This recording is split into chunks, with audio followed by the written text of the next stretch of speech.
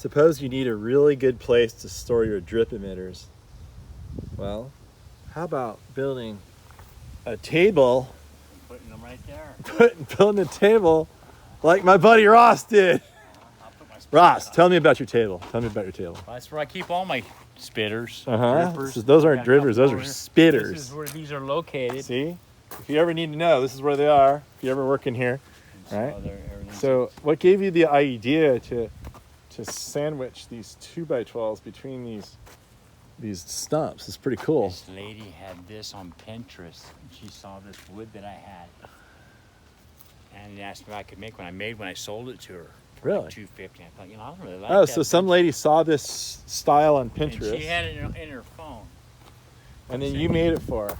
And then when I sold it, I wanted to have my own. Yeah. So simple. And I'm looking at these two trunks, and I thought, well, how can I make a table? Yeah. So I'm still confused how this works. So you got, I can understand this. See, this thing was, My little brain can understand this was that. splitting right here.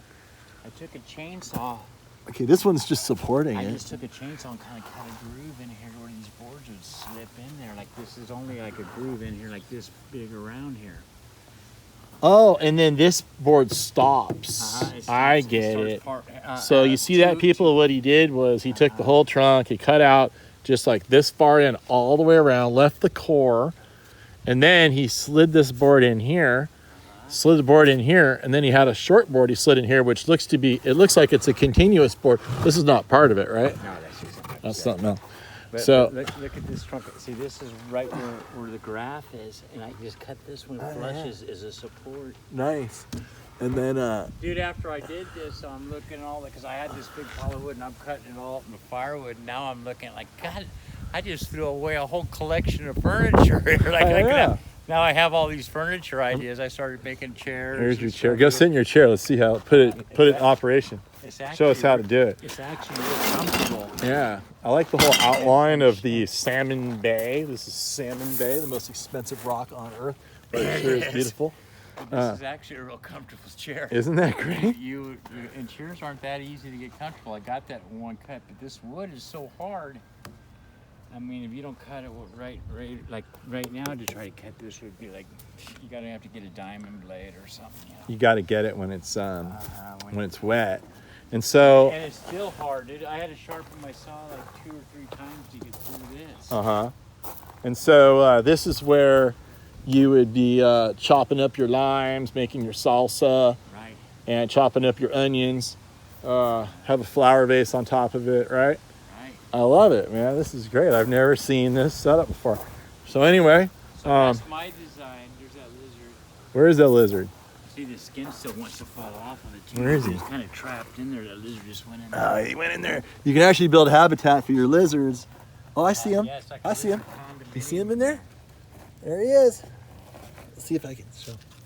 You can rip it off. It's not a big deal. Huh? No? Oh, that's his house. I don't want to ruin his house. He's in there. I don't know if you can see him.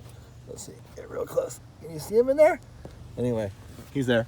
Oh, and hopefully that's a beneficial bug there. I have beneficial bugs everywhere. Yeah. Anyway, all kinds of habitat. All right, man. Well, thanks for sharing. Any more tips for the world about how to do that? No, that's it. That's it. It's all the information. Anything from there, it costs money.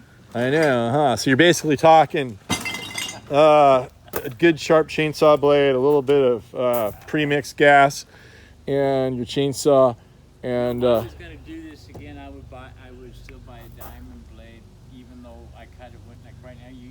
I try to cut pieces that I had like this long. I was gonna try to burn them in my fireplace, but you couldn't even cut. You know, they're smaller than my wrist. You could. I mean, it take like 5 minutes to get through with your chainsaw. This is eucalyptus, like ironwood almost. right. One of these biscuits weigh like 250 pounds or something. You know, that's the other thing. You need a boom truck to move it. You know. All right. And then if you have someone cutting trees down at your house or across the street, you probably could pay them a few bucks to get your pieces pre-prepared for you. And I'm thinking these are $3 a lineal foot. You probably have 10, 30, 30. Probably have 8, 24, 24. That's like $50. 60. You're probably in this for what, about $125? Maybe. Maybe. And when I first did it, you know, this wood was all brand new, and I think you could probably come in a pressure washer and blouse Oh, I it. think it looks good faded. But everything was all of the eucalyptus was all freshly cut and everything. You got to learn to love the gray. Yeah, see? It ultimately happens. We could run down and color everything, but that would be way too much work. All right, that's it. Boom.